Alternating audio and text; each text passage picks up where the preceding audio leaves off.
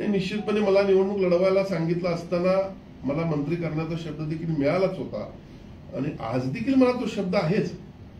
याचा अर्थ आज पक्षानं जी काही पॉलिसी ठरवलेली आहे की ज्या 2022 साली विद्यमान आमदार असताना आमच्या गटामध्ये सामील झाले त्यांना न्याय देण्याची भूमिका आणि पक्षाचा हा पॉलिसी डिसिजन आहे आणि त्यामुळं मी आज मंत्रिपदापासून थोडं बाजूला राहिलेलो आहे. पण ही फॅक्ट आहे की 38 वर्षामध्ये कोल्हापूर शहरातील शिवसैनिक पदाधिकारी बंधू भगिनींनी लाट्याकाट्या खाल्ल्या आणि त्याचा परिणाम जिल्ह्यावर झाला. जिल्ह्याची शिवसेना फोफावली, वाढली.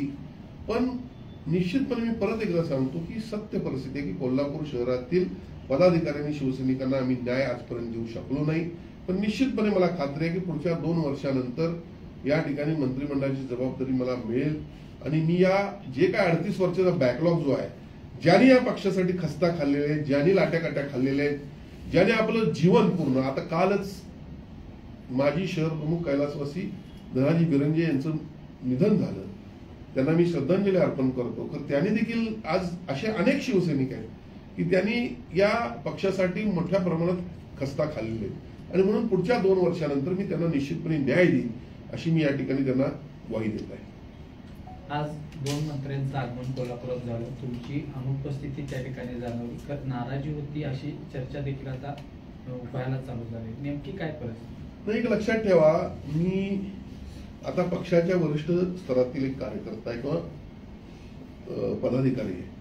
पक्षाचा धोरणात्मक जो निर्णय असतो, पॉलिसी डिसिजन ज्याला आपण म्हणतो, हे पॉलिसी डिसिजन होत असताना आम्हाला विश्वासात घेऊन घेतले जातात.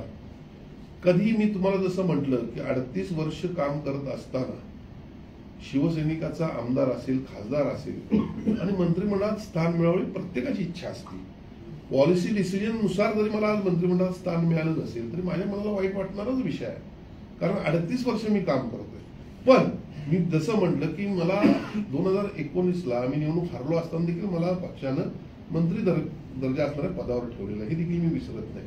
पण निश्चितपणे काही वेळेला पॉलिसीचे आपल्याला आठवत असेल, एकदा क्रिकेटची मॅच सुरू होती, साऊथ आफ्रिका आणि ऑस्ट्रेलियाच्या वर्ल्ड कपच्या सेमीफायनलची मॅच सुरू होती. 8 बॉलला काहीतरी 6 रन पाहिजे आफ्रिकेला आणि त्या कुठला तर तो नियम आहे पाऊस पडल्यानंतर, तर त्यामध्ये 2 बॉलला एकदम 6 रन पाहिजे राहिल्या आणि त्यामध्ये ते हरले साऊथ आफ्रिका.